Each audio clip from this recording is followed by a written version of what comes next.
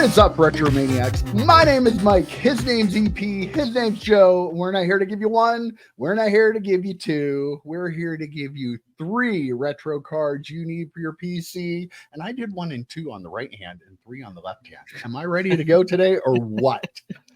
So my card this week is the 1994-95 Skybox Emotion base card of Michael Jordan. Look at it there. These were really cool cards. Has the air on the side here and his number 45 jersey. 45, I noticed that. So, yeah, that makes it a little more collectible. I mean, really cool set. Card number 100. It's like a $10, $12 card. Sometimes they go up to 15. Sometimes you can get them for like $6, $7, that kind of thing. You know, eBay. Typical eBay stuff. But yeah, what this is not the number 3 of 10 N-tenths version, though, which some of the gurus in the hobby think are numbered out of 10, even though the card number is 3 out of 10. But I digress. I did not pick this card specifically to bring that I don't know. up. It's starting to sound like you might have. I may have. I don't know. But like, we're here to educate, right? But yeah. I mean, this is a cool card, and a PSA 9, you're looking at like $35, $40. Actually, like $150 cards of PSA 10. I wanted to bring this up because, like, I'm always fascinated by the evolution of emotion. Like, this set was only produced in this form for 1 year. Depending on if you want to count that it's the same set or not, it went on to the early 2000s. But, like, this set, the Emotion, turned into the EXL in 1995, and then in 1996 turned into the EX 2000 with like the frames and the acetate, which then the EX that turned into, like, that was pretty much the same from there on, even though they like the EX Century. There was EX Century, So like, this was the set that started that. Apparently, I mean, they have the E, the X, the E, and the Emotion. I don't know. You can decide for yourself. But yeah, that's my card this week. Michael Jordan. I don't know if I've had a Jordan card before. I was gonna say, first off, number 45 and a Jordan card is kind of cool. Cool. Yeah, very cool. It's like him and the Wizards, kind of, sort of. Mm-hmm. You know, you're so used to 23. That being said, for all the bullshit we give each other, mostly him, about picking GOATs, I don't think we've had many Jordans on this show. Like, it's usually EP had one. Mm-hmm. Did you? I think so, yeah. But it's usually Kobe, Griffey, and Barry Sanders for all the GOATs and all the BS we give him. Hardly any Jordans. Like, that's kind of surprising that's more. I think he's more limited than John Kitna on this show. Wow. I'm like 50% sure on that. I mean, John Kitna, though, was a Pacific spokesperson. He was the. Of course, he's going to be on the show. Yeah, Pacific. Jordan and Greg, the goats of all goats, right? Like, they're the best in their sports ever, and there's no question about it, like just being who they were. But when I saw that card, I thought to myself, man, like, because I love that set, and I love the evolution of emotion, the emotion cards, or the E whatever cards you want to say. But I thought to myself, the second I saw, I was like, holy crap! How many 1990s base cards look better than inserts today? Mm-hmm. Oh yeah, like, you look at that thing. That is better than so many inserts today. Like, that's just a freaking base card. And look at that thing. Like, just amazing. Great looking card for sure. Yeah. Okay, what do you have for us this week, EP? You have Michael Jordan? I don't. It'd be funny if we all did Michael Jordan. It would. Especially if I do not. Especially if it was Joe whips out a Jordan card. It's like, oh, what happened? Oh, okay. 1986. 1986 Fleer, or the Star, something or other. I don't know. Trade it up for a 86 Fleer. I have this is right at the edge of our collecting, 2003 Fleer. Rookies and greats. This is an insert, the Naturals insert, a game used jersey card. I was trying to get, you can kind of see it there, right here. They look like Yankees logo in the background of where they have the patch, but this is a piece of pinstripe. You can see it's very, very, very faint, but it's a really cool card. This is like a $20 card. You can see on the back it has the same design, and again it has a little bit of the black and gray here. With the high dollar cards. Yeah, so it's $400. This you can get it on $400. Nope, it's a $20 card, but you can get it for $6 on ComC. Okay. So good. and you can find like Frank Howard for $12. There's a bunch of really good prices. There's the base cards from this set aren't like, they don't look great, but the cards of the greats like Frank Thomas, like Reggie Jackson and Babe Ruth, those guys, like those cards are like look really, really nice. But there's a ton of relic cards. There's like numbered out of 100. This one's numbered out of 400, but there's a ton of them.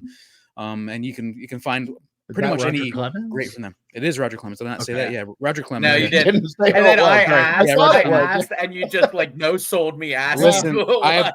I apologize. Yes, it's Roger Clemens. One of the all-time great pitchers. Obviously has a little bit of a steroid stench to him, but who doesn't? Yeah. At this point, who doesn't? Like then there are probably a lot of players that made it to the Hall that probably have taken steroids. So I don't want to get on I'm telling you, I apologize for that. But early 2000 jersey cards that are still getting used are the best buy in the hobby.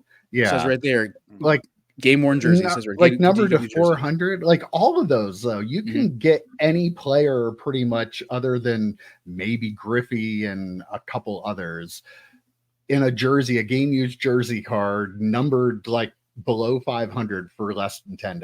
Like it's just ridiculous. We should be buying those up. We should corner the market on those. Then we can send them all to PSA. They'll all come back 5s, and we'll have the market cornered, right? Yeah, this is how you make money in the hobby. That's how you make money. If you're a baseball collector and you're looking for a jersey of the players from like this era, like you probably can't find a better set to find. There's a ton of them out there, and like you said, Mike, I feel like you said, Mike, they're so affordable. And if that's something you want in your collection, like just go out and find one. You can definitely find just a good baseball. I mean, football. I sold a Jerry Rice one for like $10 or $12. Like it's wild that how cheap those and having a pinstripe. That's probably the best. Yeah. You could probably look to get, because they don't have, unless they had the piece of the NY. Right. I mean, other than that, but it's at least it's like a noticeable thing. Like the pinstripes are from the Yankees. So there's a Reggie one with a pinstripe. It's only $20 that I might have to. Not own that? I'm gonna have to buy that, I think.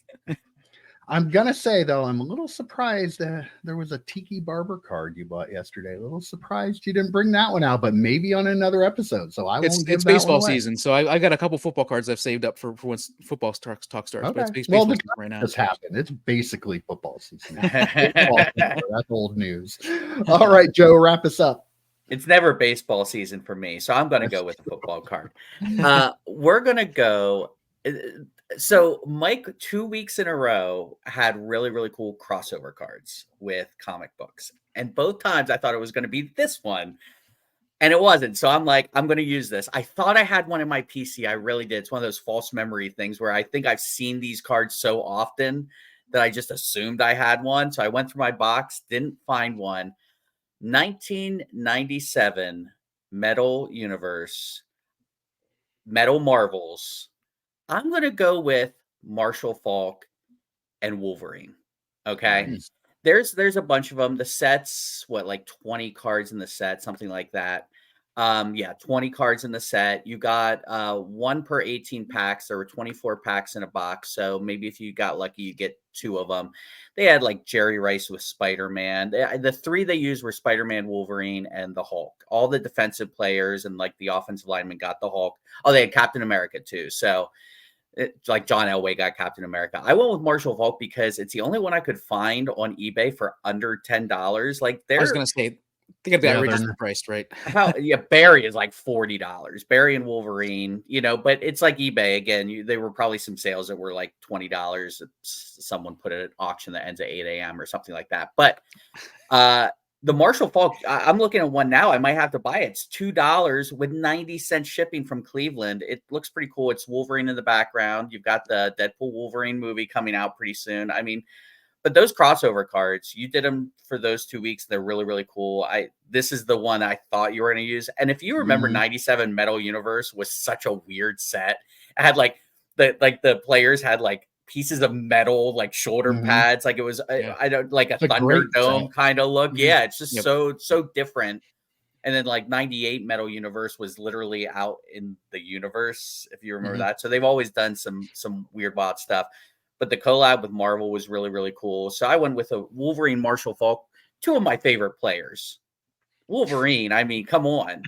And then Marshall Wolverine Faulk had a played good great year as that good. year too. Yep, one of the best Wolverine ever. had a great year that year. He's a GOAT. He's definitely a GOAT. Definitely go. Here you are picking the goats, so you can easily always win. picking. Yeah, goats. look at you. That's Joe for you right there. Yep. But yeah, those cards are fantastic. I've thought about putting that set together because like I feel like it's a set like all three of us should have. But then I had a Barry Sanders and I sold it in a stack sale. I had Simeon Rice and I just sold that in my stack sale. So like now I can't put the set together because I had some and I sold it. But and the Simeon Rice Hulk one, that's like an $8 card. Bruce Smith is like a $10 card. Like I don't know why that Faulk is only $2 plus shipping. I mean, I didn't see a big crease in it. I might have to buy it and then flip it. That's what I'm thinking. You probably get $4 or $5 out of that. $4 or $5 easy profit. The Friday investment podcast right here. Yeah. You should do like a video series on that. Start with that and then work your way up to the Barry Sanders. Trade up challenge. Work my way up to that 86 Fleer Jordan we were just talking about. I think we can do it. Let's do it. That'll keep you busy for a while. Just a little busy. Just a little bit. All right, guys. 3 great picks as always, and I will see you next